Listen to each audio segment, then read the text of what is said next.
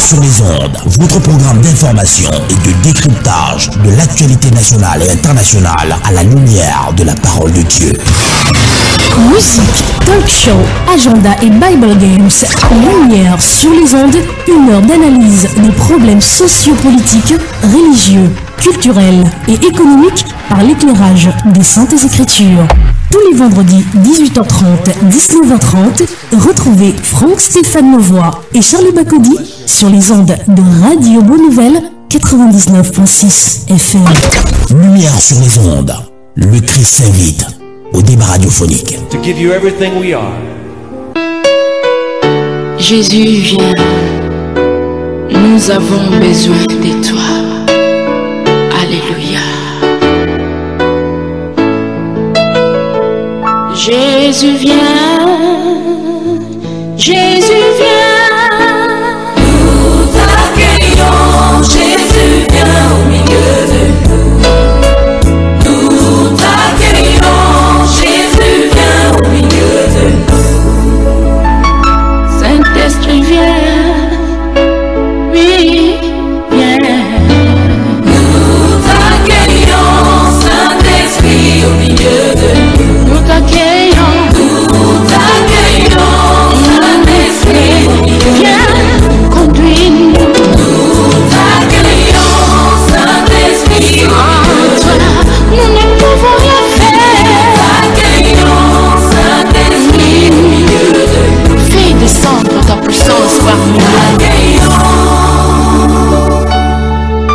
Comme une biche soupire après des courants d'eau, ainsi mon âme soupire après toi. Mesdames et messieurs, bonsoir. Vous écoutez la 99.6 FM Radio Bonne Nouvelle. Ce soir, dans le cadre de votre émission Lumière sur les ondes diffusées tous les vendredis soirs, entre 18h30 et 19h30, nous parlerons d'un fait, mieux d'un phénomène très fréquent dans notre société. Il s'agit de celui de la possession. La possession telle que vous entendez.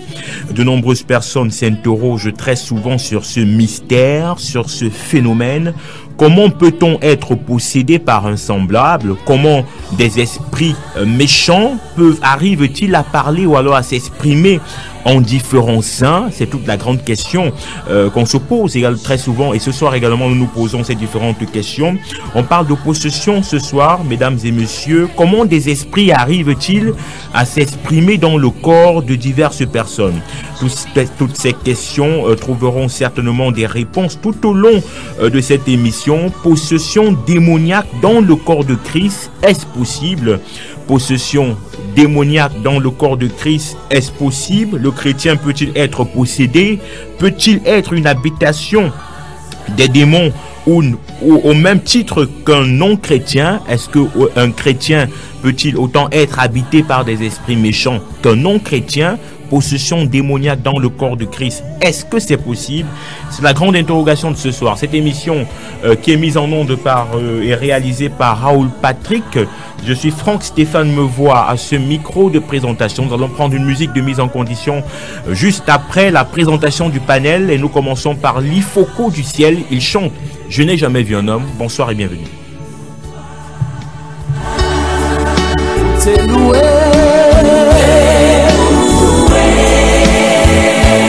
Avec nos voix, Seigneur.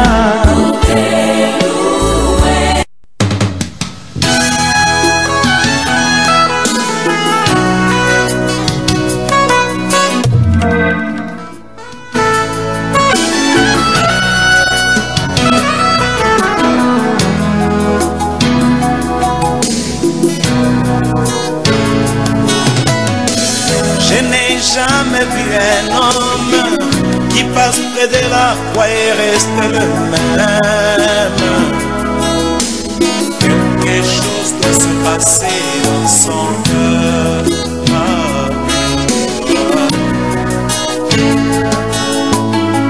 Je n'ai jamais vu un homme qui passe près de la croix et reste le même. Quelque chose doit se passer dans son cœur.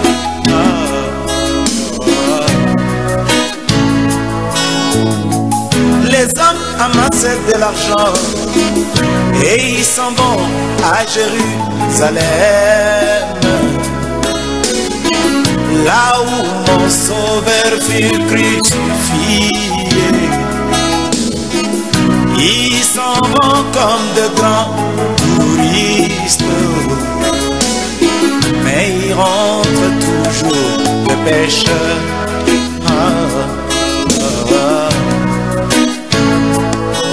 Moi, je n'ai jamais vu un homme qui passe près de la croix et reste le même. Quelque chose doit se passer dans son cœur.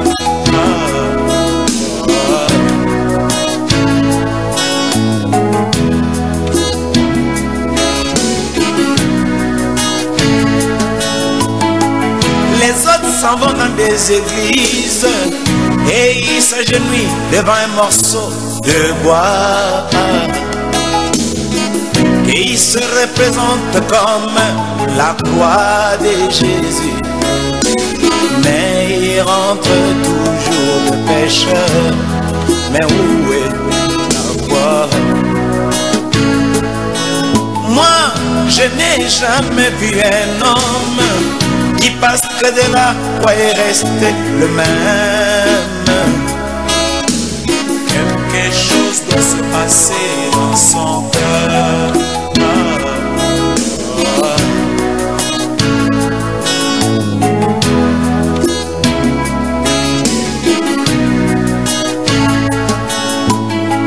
Les autres s'en vont dans des musées et ils peuvent bien attraper cette croix, mais ce n'est qu'une croix physique. Et où est celui qui pardonne? Et il rentre 3 fois des pécheurs, mais où est la croix? Retour dans ce studio de la 99.6. Mesdames et messieurs, bonsoir. Vous qui prenez l'écoute à présent, vous êtes connectés en 99.6 en modulation de fréquence. L'émission c'est Lumière sur les ondes et ce soir nous parlons d'un thème fort d'actualité. Nous parlons des possessions démoniaques et on s'interroge, est-ce que dans le corps de Christ on peut retrouver des personnes qui sont possédées? Est-ce qu'un non-chrétien peut être possédé au même titre qu'un chrétien? Voilà la grande interrogation de ce soir et avec nos panélistes, nous allons essayer d'apporter des réponses à nos auditeurs nombreux qui nous écoutent ce soir. Bonsoir à vous, bonsoir Élie Bertrand Tchabda et bienvenue dans ce studio. Bonsoir Franck-Stéphane, bonsoir à tous les copanélistes, bonsoir à tous les fidèles auditeurs de Lumière sur les ondes en général et des radios Bonne Nouvelle en particulier ce soir. Je rappelle que vous êtes évangéliste, vous êtes un féru de la parole de Dieu. Ce soir, on espère que nous allons avoir de l'eau qui coule de bonnes sources pour pouvoir donc désaltérer nos différents abreuvés et désaltérer nos différents auditeurs. De toute façon, toute question biblique doit avoir une réponse biblique. Merci Élie Bertrand Tchabda. À côté d'Élie Bertrand Tchabda, l'homme de Dieu, le pasteur Georges Guillaume Medio. Bonsoir. Bonsoir Franck-Stéphane, bonsoir copanélistes, bonsoir à tous les auditeurs et auditrices de la radio Bonne Nouvelle. Merci. Alors, on rappelle que vous venez tout droit de Yaoundé. Effectivement, je viens d'arriver sur tout droit de Yaoundé. Ce n'est pas facile de rouler sur l'axe lourd et Yaoundé-Douala parce qu'il y a beaucoup de prévention, de différentes équipes et ça fait que le voyage n'est pas aisé pour le moment. Justement, vous acceptez un thème qui vous tient à cœur, c'est pour cela que vous avez également effectué le déplacement. Avec vous également, on entrera vraiment en profondeur sur ces questions souvent d'ordre spirituel aussi. Et j'ai également à côté de vous, vraiment j'ai préféré terminer par la dame qui est avec nous ce soir. Elle est médecin, docteur Kiki Essola. Bonsoir. Bonsoir. C'est un plaisir de vous avoir ce soir parce qu'on parle quand même d'un thème qui est, je vais dire, à la lisière entre le physique et le surnaturel. Donc, avoir l'avis d'un médecin ce soir sur ces questions qui sont souvent peut-être incomprises de ceux, entre guillemets, qui n'ont pas des yeux. Ce serait également intéressant de vous avoir ce soir et que l'avis du médecin puisse également primer dans ce studio. On rappelle aux auditeurs que l'émission porte sur les possessions démoniaques dans le corps de Christ. Est-ce possible? On parle des possessions démoniaques ce soir et on voudrait savoir si on peut retrouver des personnes qui sont possédées dans le corps de Christ. On verra également si hors du corps du Christ, cette activité a également le droit de citer. Alors, que signifie être possédé, Eli Bertrand Tchabda? Bon, bibliquement parlant, être possédé, ça veut dire que quoi, parce que l'être humain en principe est considéré comme tridimensionnel, c'est-à-dire que c'est un être qui a un corps physique, une âme et un esprit, et son propre esprit. Donc être possédé, ça veut dire que c'est un être extérieur qui est externe à ces trois natures s'ils viennent habiter dans l'une des compartiments du corps. De façon simpliste, c'est cela. Alors, Georges Guillaume Meudjo, le pasteur, Eli Bertrand vous fait savoir que être possédé, c'est effectivement avoir une entité spirituelle qui vient habiter dans votre corps. Est-ce que c'est possible? Moi, je vous pose également la question. Est-ce que c'est possible d'avoir quelqu'un qui vient prendre autorité et possession de votre corps? Est-ce que c'est possible?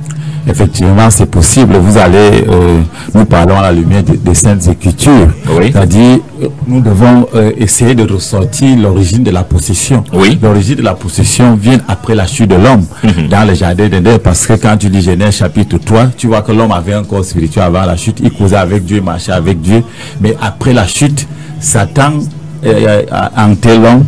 Ça fait que deux hommes sont possédés comme Eli définissait tout à l'heure. Oui. Ça veut dire qu'un homme peut être possédé, et être possédé, ça veut dire que tu es habité par un esprit autre que ton esprit. Et je voudrais ajouter que l'être humain, la capacité de l'être humain, la capacité de l'esprit, ou bien la contenance de l'esprit est au point où on peut voir 6000 personnes d'autres extra qui viennent habiter dans ton corps, parce que dans le livre de Marc au chapitre 5, un démon des Garanésiens, où le Seigneur qui est allé dans le tombeau, on dit personne n'osait passer par là. On dit qu'il y avait une légion, et le légion, lorsqu'on fait la comptabilité, ça fait environ 6000 démons qui habitaient dans un être humain. Alors, l'évangéliste et le pasteur qui sont dans ce studio s'accordent ce soir à nous dire que quelqu'un peut être possédé. Ça veut dire qu'une personne vivante peut posséder une autre personne vivante. Là, on va tracer cas par cas, parce qu'il va falloir que je comprenne. Est-ce que sur le premier cas, on est d'abord d'accord? On est d'accord qu'il existe des possessions démoniaques. Oui. Et là, il faut définir les entités démoniaques et essayer de distinguer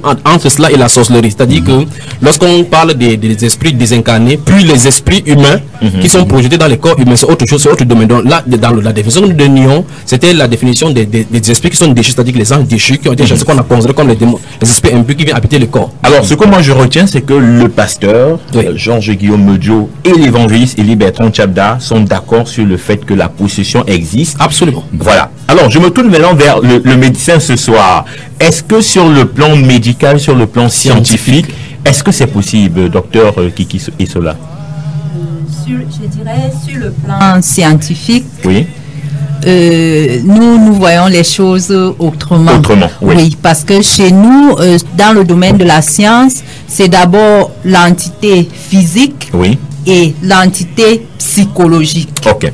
Donc, du coup, s'il y a un déséquilibre entre ces trois parties, parce que chez nous, le spirituel, c'est un peu, ça se retrouve dans le mental, en fait. Oui. Donc, en science, vraiment en médecine, possession non, mais on sait qu'il peut avoir un déséquilibre mental qui peut avoir un reflet sur le physique. Bien entendu. Et là, ils appellent ça souvent trouble comportement. Voilà. Double personnalité. Voilà. Et on le voit souvent même dans certaines séries, des profilers, des personnes qui sont des...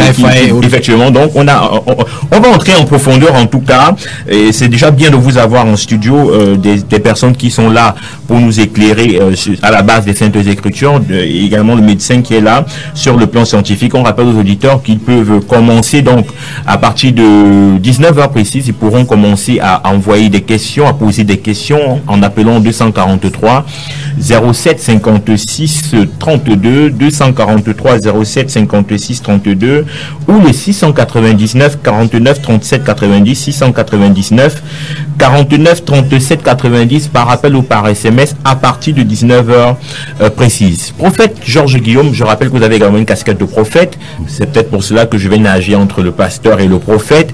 Peut-être le pasteur pour des questions scripturaires et le prophète pour des questions qu'on ne peut pas facilement cerner. Alors, comment se manifeste la possession? Déjà, je l'ai dit d'entrée de jeu, on ne peut pas, c'est-à-dire la manifestation de la possession. Ça veut dire il y a deux entités qui gèrent le monde. C'est-à-dire la puissance céleste qui est déployée par l'Éternel des armées au nom de Jésus et la puissance infernale qui est déployée par les diables et les démons. Et ça fait que la possession, selon ceux et celles qui sont habités, peuvent se manifester. Une personne peut commencer à délire, il peut avoir poser des actes indignes, et il faut avoir un homme, c'est-à-dire de Dieu, c'est-à-dire spirituel, qui peut discerner, parce que si on ne discerne pas que cette personne est possédée, parfois on peut se tromper. Parce qu'il faut connaître, c'est-à-dire pour des hommes spirituels, parce que ceux et celles qui sont même possédés selon ce qui est écrit, parce que la spiritualité est une folie pour le monde. Ça veut dire que pour identifier et comprendre même cet aspect des choses, il faut des gens qui s'y connaissent dans le domaine spirituel pour expliquer un certain nombre de choses et rendre des témoignages par rapport aux Saintes Écritures. Parce que pour identifier une personne qui est possédée, tu dois avoir reçu l'esprit de Christ. Parce que vous allez constater que dans des évangiles, comme Élie soulignait tout à l'heure, d'ailleurs tous les évangiles s'accordent là-dessus, ça fait que Christ entrait à l'opposition avec les démons. Ça veut dire qu'un homme qui est né de nouveau, qui a l'esprit de Dieu, c'est-à-dire dans ses voyages, dans ses rencontres, s'il rencontre quelqu'un qui est animé par un esprit démoniaque, il y a opposition tout de suite. Donc à partir de là, le spirituel peut identifier ceux et celles qui ne sont pas de Dieu à travers des esprits sataniques. Alors, docteur Kiki et Sola, quand on écoute le pasteur Guillaume qui est en train d'argumenter sur le comment se manifeste la possession, moi j'ai envie de vous poser une question, et peut-être cette question va vous conforter, vous en tant que médecin. Je vais prendre l'exemple d'un jeune homme qui a grandi avec des filles. C'est-à-dire que dès son bas âge, il est avec des filles, il voit comment elles mettent des rouges à lèvres, il voit comment elles mettent des mini-jupes, il voit comment elles se comportent. Après, arrivé à un certain âge, il commence à se comporter, fort de ce qu'il a gardé dans son subconscient, les habitudes des filles, commence à se comporter comme une fille. Il fait tout comme une fille, et ce jeune homme va aller dans une église, et on va lui dire non, tu es possédé, tu es habité par un esprit, et ainsi de suite, des femmes, et ainsi de suite. Est-ce que, à ce niveau, il n'y a pas contradiction, parce que sur le plan scientifique, on voit bien que cette personne a été influencée, fort du comportement environnemental et de la société. Mais d'un autre côté, vous allez voir des hommes qui vont vous dire que non, cet homme, ce garçon, il est possédé, c'est parce que il a des couches de nuit, c'est parce qu'il a ci, il a ça. Est-ce qu'on peut avoir votre point de vue là-dessus? Mon point de vue là-dessus, en fait, dans l'évolution psychologique d'un enfant, il y a un moment où il doit se différencier. Et en fait, il faut qu'il s'identifie à quelqu'un. Oui. Voilà. Donc, généralement, on appelle ça en psychologie le complexe d'Oedipe. Donc, dans le complexe d'Oedipe, il faut que l'enfant arrive à faire la différence. C'est-à-dire, je m'identifie, je suis un homme, psychologiquement et physiquement, ou je m'identifie, je suis une femme psychologiquement et physiquement. Et c'est donc là où il y a souvent des problèmes, parce que c'est parfois chez nous en Afrique on a un peu moins, parce que même si on n'a pas un père biologique, il y a toujours quelqu'un qui représente en fait ce mal-là, le mal dans la famille, pour que le garçon puisse s'identifier et pour que la petite fille puisse s'identifier à une femme, et également avoir un homme dans la famille qui représente en fait le père. Parce que quand il y a une défaillance entre ces deux côtés, on va toujours se retrouver où on est déséquilibré psychologiquement. Ça veut dire, par exemple, dans les familles monoparentales où c'est seulement la femme, on va se retrouver peut-être avec, par exemple, des filles ou bien des femmes qui seront trop rigides, qui ne pourront pas avoir une certaine flexibilité parce qu'il y a un manque. Parce que ce manque-là n'a pas pu être comblé à un certain moment. Et parlant des manifestations, ce déséquilibre-là nous conduit directement dans le couloir des maladies mentales. Donc, et là, quand on entre dans le couloir des maladies mentales, ça peut se manifester de plusieurs manières. De plusieurs manières, effectivement. Ça peut être des maladies hypochondriaques, ça veut dire je commence à imaginer quelque chose. Je commence à imaginer, par exemple, que comme j'ai mal à la poitrine, ça peut être un cancer. Et peut-être au bout de 10 ans, de 20 ans, effectivement, je me retrouve avec un cancer parce que j'ai nourri cette idée-là. Comme pour dire, le physique, le mental et l'esprit, tout ça forme un bloc. Et c'est en équilibre qu'on a la santé. La santé. Oui. Ok. Alors, Élie Bertrand Chalda, vous accordez du crédit à ce que dit le docteur, le médecin que nous avons dans ce studio ce soir? Vous savez, chaque fois que je suis dans ce studio, le sourire est toujours renouvelé lorsqu'on a un scientifique sur le plateau. Oui. L'une des émissions que nous avons faites ici avec le thème de l'astrologie, avec le professeur Emmanuel Lipote, vous voyez effectivement que le domaine spirituel. C'est pour cela que dans la science se limite à un seul niveau pour passer à la métaphysique, à la métascience. Et à ce niveau-là, la science a des explications terre à terre pour résoudre le problème quotidien de l'être humain. Comme elle vient de l'expliquer. J'ai très bien compris. Oui, absolument. J'ai envie de dire que c'était limpide comme vraiment de l'eau de roche. Alors maintenant, notre scientifique est dans le studio maintenant. À supposer qu'on prenne ces fous de Marc chapitre 5, on amène dans sa clinique, dans sa clinique pour pouvoir essayer de faire le diagnostic de ce qui lui arrive. Elle aura deux solutions pour ce monsieur. L'enchaîner et constamment l'injecter. Vous voyez? Il va dire trouble de personnalité. Mais il y en a 6000 êtres qui habitent son corps. Il faut l'expulser de là. Voilà pourquoi Christ Jésus est venu pour délivrer les captifs. Donc les gens sont en captivité, il faut les délivrer. Or, malheureusement, la science ne peut pas résoudre le problème de l'âme. Mais est-ce que c'est dire, parce que moi j'ai un peu compris la logique du docteur Kiki et Sola, est-ce que c'est dire que tous ces cas sont des cas de possession? Est-ce qu'il n'y a pas des cas de troubles de personnalité sur le plan physique? Ça veut dire que quelqu'un est désordonné entre son âme, entre son esprit, entre son corps. Est-ce qu'on ne peut pas trouver des cas cliniques, des cas cliniques? Je veux dire. Nous procédons à avancer sur ce terrain. Oui. Il y a le cas de possession démoniaque, c'est-à-dire que l'être habite le corps. Oui. Il y a le cas de l'influence démoniaque, c'est-à-dire que l'être est à l'extérieur et influence. Est-ce à dire que toutes ces choses-là sont l'apanage de Lucifer, je veux dire. En fait, sur ce plan, permettez-moi de dire quelque chose qui risquerait d'être bizarre. Oui. Et même s'il dit, je le cite, des Saintes Écritures. Oui. La Bible dit dans 1 Jean chapitre 2 que n'aimez point le monde, ni les choses qui sont dans le monde. Si quelqu'un aime le monde, l'amour du point ne pointe à lui. Car tout ce qui existe dans le monde, la convoitise des yeux, l'orgueil de la vie, parce que tout à l'heure, il a parlé de quelqu'un a besoin de s'identifier au milieu du groupe. Oui. Alors, lorsque vous commencez à être identifié au milieu du groupe, prenons par exemple un enfant qui va grandir dans un quartier où il y a des groupes, on appelle le gang, où il commence à développer un style. Oui. Ce gang est influencé dès le départ, à son départ, par un esprit. Quand il commence à s'identifier, donc il est sous l'influence de cet esprit. Si vous prenez comme ça, nous commençons à couper l'avocat comme ça et en distribuant quartier par quartier, domaine par domaine, vous allez voir effectivement que vous allez voir tôt ou tard, de façon directe ou indirecte, la même mise de l'ennemi. Ouais. C'est-à-dire qu'on ne doit pas nous dédouaner dans ces choses-là. Parce que nul était sa chute et sa rébellion, nous n'en serons pas là. Mais ce qui veut dire, c'est qu'il y a le cas de possession démoniaque, c'est-à-dire que le cas où nous sommes traités là, que les êtres habitent dans le corps. Oui. Il y a le cas de l'influence, les possessions, il y en a plein dans la Bible. C'est-à-dire que le cas où l'influence se trouve à l'intérieur, où l'esprit peut influencer à faire quelque chose.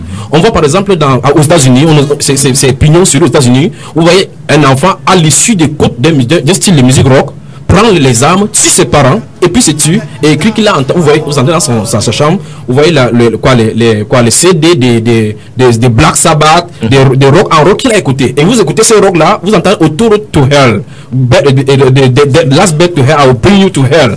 Ces esprits là sont, et tous les chanteurs rock sans exception disent qu'ils sont canalisés par le démon pour écrire les chants. Alors vous avez pris un exemple quand même des personnes qui sur le plan de la société ne sont pas des miroirs, des personnes vers qui pour qui on aimerait faire la même chose. Mais moi je vais prendre quand même un cas, je vais citer des cas quand même, des modèles. On peut avoir des stars de la chanson chrétienne, on peut avoir des présidents de la République qui managent assez bien leurs États.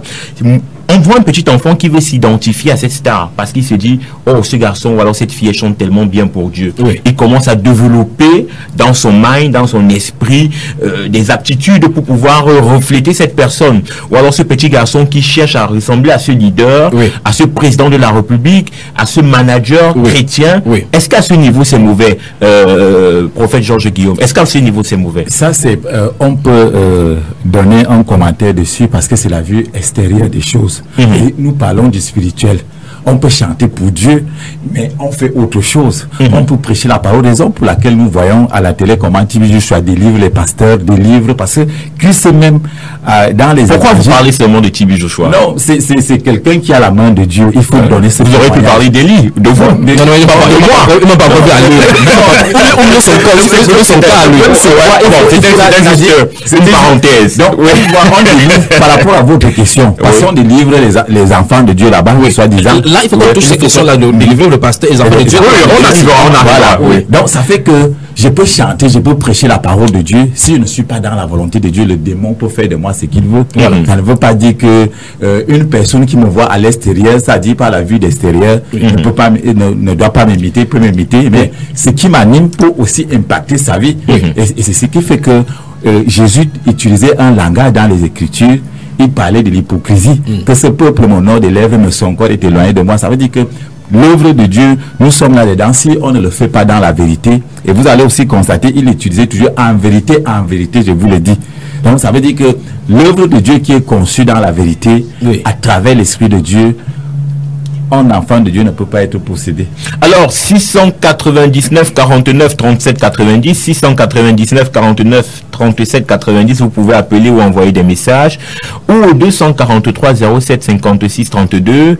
Ah, le 243 07 n'est pas disponible ce soir, on a des problèmes de connexion. Alors vous pouvez appeler et envoyer des messages au 699 49 37 90 uniquement. 699 49 37 90, vous pouvez appeler, vous pouvez envoyer des messages. Le thème de ce soir, possession démoniaque dans le corps de Christ.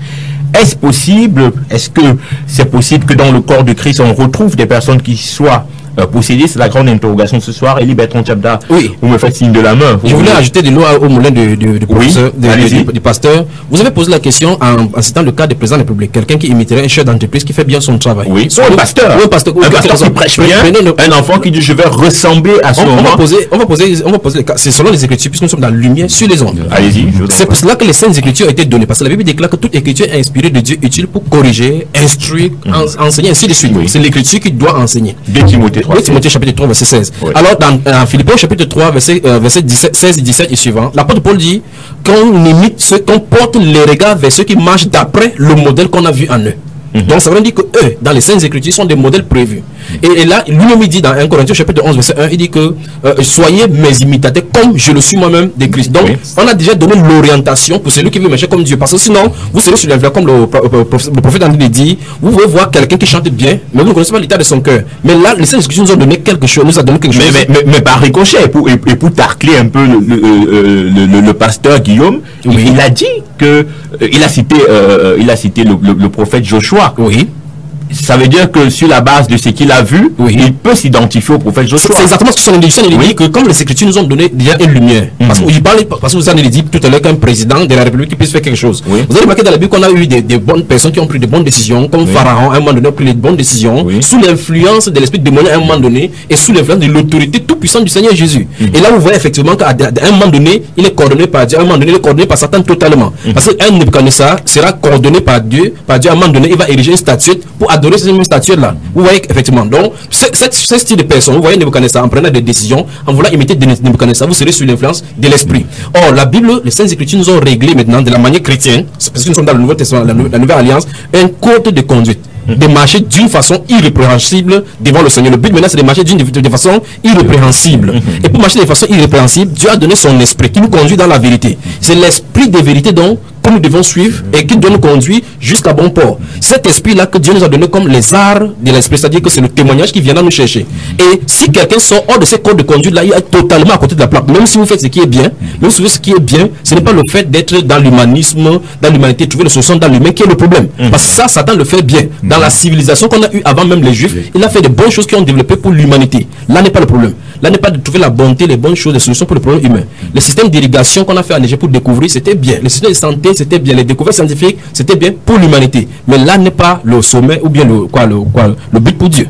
Vous écoutez Lumière sur les ondes, mesdames et messieurs. Vous pouvez participer à l'émission au 699 49 37 90, 699 49 37 90 par appel ou par SMS. Le thème de ce soir, possession démoniaque dans le corps de Christ. Est-ce possible? Docteur Kiki Soula, vous allez bien? Oui, ça se passe très bien l'émission. Alors, je vais vous poser une question qui est celle de savoir comment, sur le plan scientifique, on peut expliquer ce phénomène où une personne parle dans le corps d'une autre personne. C'est-à-dire, moi je m'appelle Franck, Stéphane me voit, mais j'arrive à un moment de délire où on entend une autre personne que je suis son grand-père. Vous êtes habitué de cela. Absolument. Vous allez certainement nous expliquer ça tout à l'heure.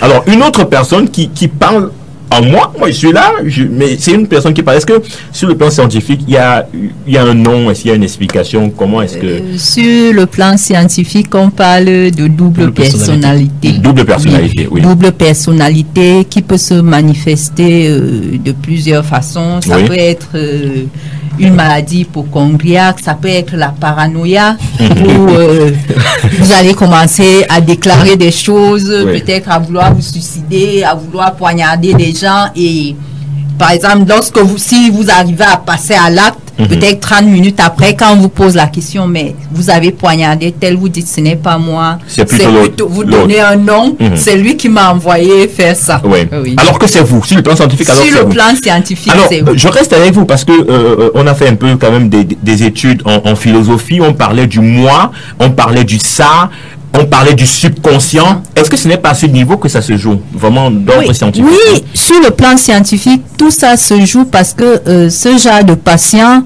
pour les prendre en charge, on va rechercher dans l'histoire familiale.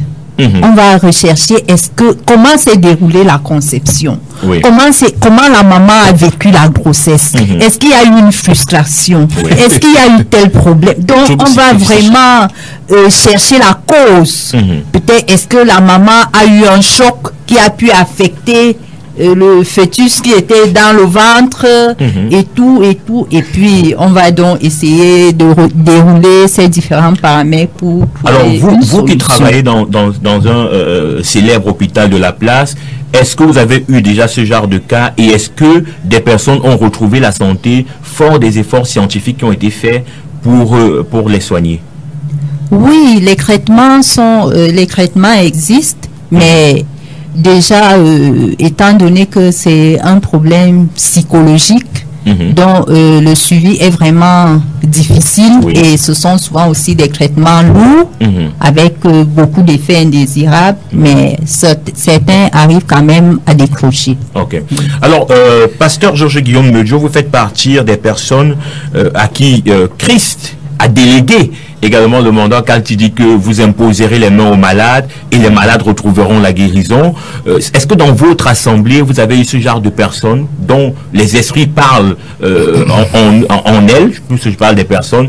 Comment est-ce que vous avez fait pour traiter ce genre de cas? Parce que là, on a eu l'avis du médecin qui nous a déroulé un peu comment ça se passe. À votre niveau, comment est-ce que ça se passe? Est-ce que vous avez déjà eu ce genre de cas et comment ça se passe? Oui, merci pour cette préoccupation. Mais je dis, j'ai déjà eu plusieurs cas. Ça fait 13 ans que je suis dans le ministère de notre Seigneur Jésus-Christ. Et nous parlons dans la lumière des Saintes Écritures. Vous allez constater que l'évangile de Luc au chapitre 8, verset 22, 25, Marc 4, verset 35, 41, Matthieu 8. Vous lisez ces évangiles, vous allez constater que Jésus entrait, c'est-à-dire à l'opposition avec un démon, c'est-à-dire les esprits parlaient. C'est-à-dire parler le frère assisté tout à l'heure dans les personnes, c'est-à-dire, et quand Jésus lui pose la question, Jésus lui demanda quel est ton nom, et l'esprit répond Légion. Ça veut dire qu'il y a des gens, des entités spirituelles qui habitent des corps humains, c'est-à-dire qui animent même ces corps. Vous allez constater que une personne qui est habitée peut avoir des cauchemars, peut vivre des couches de nuit selon leur témoignage avant la délivrance. Et vous allez constater que la vie de ces personnes ne fonctionne pas dans de bonnes conditions parce que c'est l'esprit démoniaque qui dirige la personne, qui entre l'âme et le physique de la personne. C'est-à-dire amène la personne à délirer, à poser des actes qui indignent le Seigneur. Donc ceux et celles qui sont animés par l'Esprit de Dieu, des serviteurs ou des servantes qui sont animés avec l'Esprit de Dieu, c'est-à-dire il peut avoir manifestation tout de suite. Ça veut dire en face, quand tu te retrouves en face d'une personne possédée, c'est-à-dire ta présence à travers le Saint-Esprit qui nous habite, parce que le Saint-Esprit habite le croyant, en face d'une personne possédée, il y a manifestation. Alors, est-ce que vous êtes en train de nous dire que ceux qui sont en train de nous écouter et qui auraient des cas de possession, je sais pas trop, de maladie. Est-ce que vous êtes en train de nous dire que ces personnes-là, vous pouvez faire quelque chose au nom de Jésus? Parce que c'est bien de parler aux antennes, mais est-ce que sur le plan physique, parce que là on est en train de parler, on dit voilà, vous avez cité les Saintes Écritures, Jésus qui s'adresse à un démon, le démon répond je suis légion, et Jésus avec autorité chasse le démon. Est-ce que c'est la même chose avec vous? Parce que là vous parlez des personnes, vous écoutent. Est-ce que c'est ce que vous faites au nom de Jésus? Je ne suis pas serviteur de Dieu par le hasard. D'ailleurs, le hasard n'existe pas. Oui. Donc, je suis serviteur pour la gloire de Dieu au nom de Jésus. C'est Jésus qui, vous allez constater, même quand Jésus envoie les disciples en mission, il dit, Matthieu chapitre 10, tous les chapitres, d'ailleurs, tous les évangiles s'accordent dans ce dossier. C'est-à-dire, il donne le pouvoir aux apôtres de chasser les démons, guérir les malades. Vous avez reçu gratuitement, donné gratuitement. Donc, un pasteur qui est dans les Saintes Écritures, qui croit au nom de Jésus, c'est-à-dire après la repentance, dans sa mission, qui vit dans la volonté de Dieu, il a l'autorité, la même casquette que le Seigneur Jésus-Christ. Et Liberton Chada, oui, vous avez également cette casquette, question posée. Absolument. Alors, est-ce à dire que tout le monde peut se lever et chasser les démons? Non, si tout le monde veut se lever, c'est tout le monde dans Actes chapitre 19, verset 13, comme les 7 fils d'Esceva. Ouais. Il y a des gens qui sont mandatés. Et si tu es disciple du Seigneur Jésus-Christ et que tu es appelé à ces tâches-là, parce que même dans le ministère, tout le monde n'est pas appelé à ces tâches-là. Ouais. Il dit que d'autres sont appelés aux tâches de telles choses, d'autres miracles, d'autres guérisons, ainsi de suite. Alors, par rapport à la question que vous m'avez posée avant que je ne vous relance, la Bible dit que nous avons la capacité, mais le Saint-Esprit a sa volonté. Lorsque le Seigneur Jésus-Christ était sur place, je prends un exemple dans le livre de Jean au chapitre 5, à côté de la piscine de Bethesda, la Bible déclare qu'il y avait des malades en grand nombre. Jésus-Christ, notre Seigneur, qui est le grand médecin, le grand guérisseur, qui a créé et qui est venu au milieu de l'humanité, il a passé au milieu des malades, il a trouvé un homme qui était alité depuis plus de 38 ans, il a dit veux-tu être guéri? Après la guérison de cet homme, il a faufilé au milieu des malades, il est encore parti. Ça, quand je lis ces passages, ça me dépasse. Et vous voyez effectivement que voilà les gens qui ont besoin de guérison. Mais Christ entre là-bas au milieu, il guérit une personne. Je vais dire quelque chose parce que vous avez lancé la sonnette d'alarme pour mettre mon frère, le précepteur Guillaume Medjo, au défi en disant que, comme les gens le disent, c'est pas vous, hein, je crois que vous êtes mon porte-parole de ces gens-là, qui disent que okay, si vous avez la puissance, alors l'hôpital Jamo, l'hôpital Kenzi, guérissez tout le monde. Ouais. Ce n'est pas l'être humain qui décide pour faire ces choses-ci. C'est le Seigneur qui doit le faire, qui doit être l'initiateur et l'accomplisseur de ces choses-ci. Jésus lui-même, dans l'évangile, on dit, souvenez-vous qu'au temps d'Élie, il y avait plusieurs veuves en Israël, mais ce n'est qu'à la veuve de Sarepta, qui est une étrangère, qu'Élie a été envoyé. Il dit encore qu'au temps du prophète Élisée, il y avait plusieurs lépreux en Israël, mais ce n'est que le Syrien, Naaman, qui avait été guéri. Qu'est-ce que Christ veut nous dire? Il guérit quand il veut, il fait comme il veut. Donc, malgré que Dieu ait donné l'autorité aux êtres humains, il contrôle cette autorité-là selon sa volonté. Sinon, on pourrait dire que rassembler tous les gens là-bas, je vous prouve que Christ existe. Mais maintenant, ici, je vais donc pousser un pion devant pour dire aux gens, en réalité, ce monde-ci se meurt. Ce monde-ci a besoin d'un sauveur. Le fait que les gens souffrent et cherchent de part et d'autre les différentes guérisons, ainsi de suite, montre clairement que nous avons besoin d'un sauveur. Que nous avons besoin du Messie, ou mieux, que nous l'avons rejeté. Nous avons commencé à chercher des voies, dans l'une des voies, c'est l'humanisme ou bien le Dieu moi. C'est-à-dire que l'être humain est arrivé au niveau où, tant qu'on ne croit pas à la science, c'est-à-dire qu'il faut que ce soit prouvé scientifiquement, on ne voit pas. Et Christ lui dit, si vous croyez, vous verrez la gloire de Dieu. Alors, donc il faut arriver à Christ. 699 49 37 90, 699 49 37 90, par appel ou par SMS, vous pouvez nous contacter. Mesdames et messieurs, on reçoit déjà un certain nombre de messages que nous allons lire tout à l'heure. Mais avant d'y arriver, nous allons poursuivre cette émission en touchant vraiment de plein pied la grande interrogation de ce soir qui concerne les enfants de Dieu. Je commence par vous, Elie Chapda, je reste avec vous. Est-ce qu'un enfant de Dieu, né de nouveau, peut être habité par un esprit démoniaque? Bonne question. Et c'est là maintenant, je crois que c'est même deux mes émissions ne finiraient pas parce que là, il faut qu'on aille thème par thème. Allez-y, rapidement. Je vais aller d'abord, je vais aller rapidement parce que le thème c'est possession démoniaque dans le corps de Christ. C'est terrible de dire seulement possession démoniaque dans le corps de Christ. Parce que lorsqu'on comprend déjà la définition de ce qu'on appelle corps de Christ, ça pose problème. Justement. Voilà, ça pose problème parce qu'il faut redéfinir bibliquement, c'est-à-dire revenir à l'autre par rapport à ce que la Bible appelle par corps de Christ. La Bible appelle par corps de Christ dans 1 Corinthiens, enfin il y en a plusieurs versets, mais c'est un seul passage. La Bible dit dans 1 Corinthiens chapitre 12 verset 13 que nous avons été en effet baptisés dans un baptisé, ça veut dire immergé, plongé, immergé dans un seul esprit pour former un seul corps. C'est ce corps donc qu'on appelle le corps de Christ. Mais le vrai problème maintenant, c'est que le vrai problème avec cette définition, c'est que malgré cette définition biblique, on trouve une autre définition extra biblique aujourd'hui d'une notion de corps de Christ qui est extra biblique. Et par conséquent, ces personnes qui se trouvent dans cette autre définition extra-biblique se trouvent possédées en confond avec le corps de Christ de la Bible. C'est-à-dire, je vais vous arrêter. Est-ce que vous êtes en train de nous dire que en réalité, on ne peut pas appartenir au corps de Christ et être possédé? C'est clair. Ça veut dire que c'est la Bible. Je fais une déduction simple. Ça veut dire que si j'ai un pasteur, si j'ai un prophète, si j'ai un apôtre qui est habité par quelques démons que ce soit, il n'est pas dans le corps de Christ. On arrive. Permettez-moi de dire ça clairement, que ce soit clair. Oui. Dès le départ, tous ces noms que vous avez cités, le titre importe peu pour Satan, parce qu'il en a des titres tellement. Dès le départ, son départ a été la chute. Dès le départ. Il n'était pas là-dedans. C'est terrible. Parce qu'on ne peut pas avoir une règle dans les Écritures qui dit cela. Parce que celui qui est né de nouveau, c'est quelqu'un qui est scellé du Saint-Esprit. La Bible déclare que ne savez pas que vous êtes le temple de Dieu et que l'Esprit de Dieu habite en vous. Le Saint-Esprit ne viendra jamais habiter dans le corps de quelqu'un qui est possédé. Parce qu'il faut un nettoyage. Si vous prenez l'image dans l'Ancien Testament, vous allez voir effectivement, si vous lisez le livre de Zacharie, Ézéchiel chapitre 8 et chapitre 9, l'image des cultes du temple, dans l'idolâtrie qui s'est passée dans le temple de Jérusalem, où le prophète Ézéchiel sera pris en esprit pour qu'il voit en abomination ce qui se passait là-bas. On va voir les grands prêtres, les grands conducteurs qui, dans le temple de Dieu, invoquaient Tammuz, invoquaient telle autre chose, et les figures qui étaient inscrites au mur, mais on invoquait en pleine journée l'Éternel des armées, mais ce sont des possessions démoniaques qui étaient là-bas. Il fallait que Dieu amène Ézéchiel en esprit pour qu'il voit effectivement que ce sont les idoles qui y sont là maintenant. Mais maintenant, l'aspect qui veut prendre dans l'enseignement, c'est que on dit que ces choses-là fait que la gloire de Dieu quitte ces lieux, que la présence de Dieu quitte ces lieux. Ça, c'est l'Ancien Testament. Maintenant, quand le Saint-Esprit vient dans le corps, c'est pour rester. Le Saint-Esprit ne vient pas pour partir. Alors, pasteur Georges Guillaume, vous étiez en train d'attester effectivement les propos d'Élie Bertrand Tchabda, c'est-à-dire que, quelque sorte, vous êtes un peu d'accord. Est-ce qu'on ne retrouve pas des enfants de Dieu qui sont possédés? Moi, je m'interroge.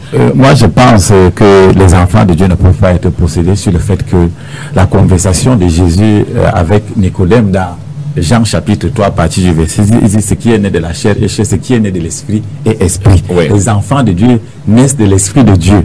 Quand tu es né de l'esprit de Dieu, la possession ne peut pas t'atteindre. C'est un changement de vie. C'est un nouveau comportement. Nous devons servir dans les principes de Christ que dans la parole de Dieu. Et vous savez, nous avons tellement des indicateurs dans la parole de Dieu. Par exemple, la Bible nous montre dans le livre de Galates les fruits des défis. Ça veut dire que je suis devenu un enfant de Dieu. Qu'est-ce que je dois faire? Parce que c'est ça le problème. Et vous allez constater que le ministère terrestre de notre Seigneur Jésus-Christ était basé sur l'enseignement de la parole de Dieu, sur la repentance des péchés. Et il ne passait pas un temps sans parler du péché. Et après le péché, c'est là où il faisait des guérisons et des miracles. Il guérissait toutes les infirmités et dépossédait ceux qui étaient possédés. Alors moi, donc ça fait que si je suis devenu enfant de Dieu, né de nouveau, l'Esprit de Dieu habite à moi. Comme l'Esprit de Dieu habite à moi, j'entre à l'opposition avec tout n'importe quel esprit démoniaque. Alors, les deux, un peu comme au départ, le pasteur et l'évangéliste s'accordent. C'est-à-dire que si quelqu'un qui est dans le corps de Christ, alors qui dit être dans le corps de Christ, c'est le mot là. Qui dit diplôme aux gens, imposer les mains aux gens, puis vient 10 ans après et écrit dans son témoignage que c'est 10 ans après qu'il a rencontré le Seigneur. Je pose la question, comment est-il devenu apôtre? C'est pour ça qu'il dit, si qu'il est possédé, dès le départ, il y a des questions sur le départ. Parce que le départ, c'est la nouvelle naissance. On va avancer sur la nouvelle naissance. Ce sont vos propos. J'espère que demain, je ne rencontrerai pas un Élie Bertrand qui est possédé ou un Georges Guillaume qui soit possédé, parce que je vais vous rappeler que vous n'étiez pas dans le corps de Christ. Absolument. Alors que vous avez fait 10 ans d'émission sur Radio Bonne Nouvelle pour évangéliser et pour... Oui, allez-y, je vous en prie. Permettez-moi parce que vous avez touché un thème qui est excellent. Il faut qu'on entre en profondeur.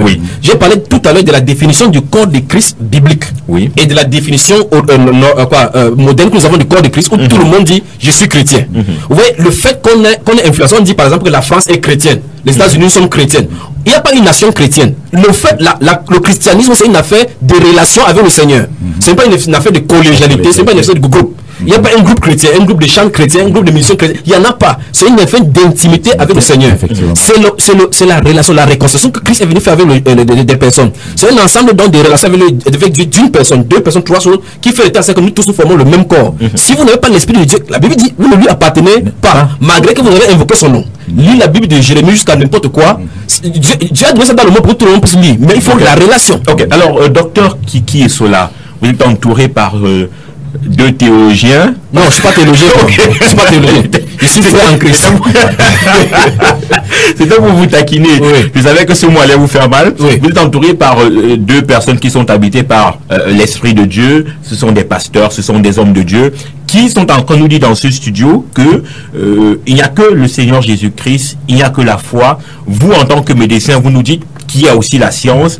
La question que je vais vous poser, est-ce que face à un cas de trouble de personnalité, face à un cas de double personnalité, est-ce que vous, de manière personnelle, vous vous êtes souvent référé à Dieu? Est-ce que vous avez souvent mis la science de côté pour vous référer à Dieu? Est-ce que vous avez souvent fait une combinaison des deux, c'est-à-dire que vous pratiquez le protocole que la science recommande, mais dans l'intimité, vous priez aussi?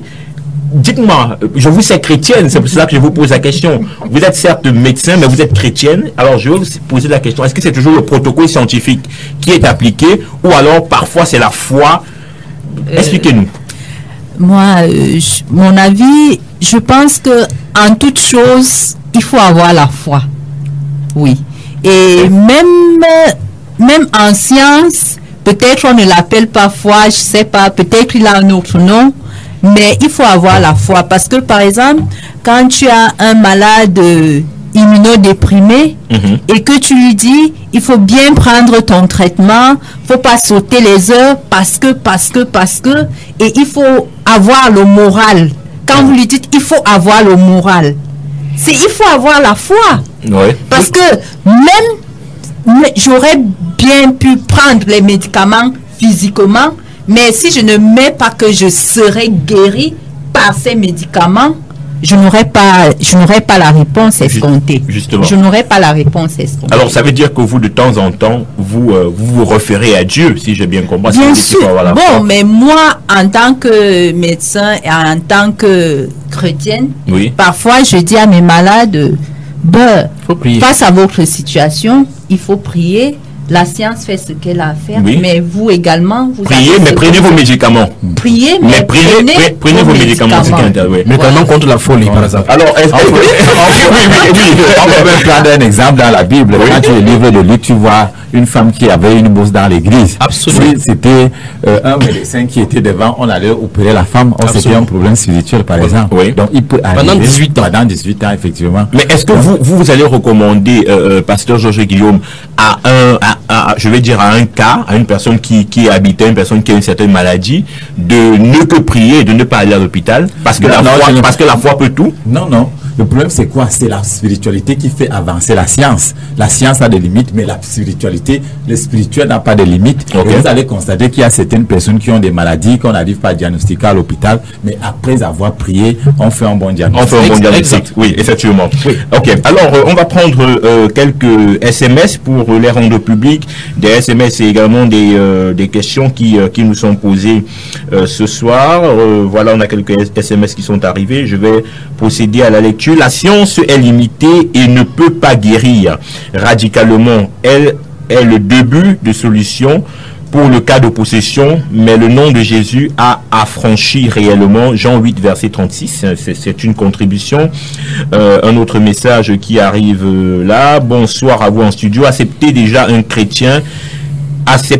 qu'un chrétien soit malade, c'est anormal, encore moins une possession démoniaque. Un jour, un de mes frères a posé la question de savoir si le moustique pouvait piquer Jésus. Pour lui, c'était une chose impossible. Il en est de même. Le Saint-Esprit ne peut pas cohabiter avec un autre esprit, car les ténèbres ne marchent pas avec la lumière. Pour que cela arrive, il faudrait être non-croyant. Pour quelqu'un qui vit le christianisme, cela ne pourrait arriver. Ici, j'appelle non-croyant quelqu'un qui a une double vie. Un enfant de Dieu, c'est celui qui vit le christianisme. La Bible dit que celui qui est né de Dieu ne pêche pas. Merci pour la contribution. Le message n'est malheureusement pas signé. Un autre message, bonsoir à tout le panel. Par rapport au sujet, moi je crois qu'un véritable chrétien ne peut être possédé par un mauvais esprit.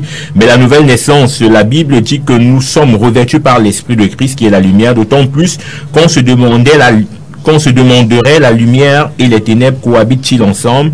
Le message est signé de Gester de Bonamoussadji. On va prendre ce dernier SMS.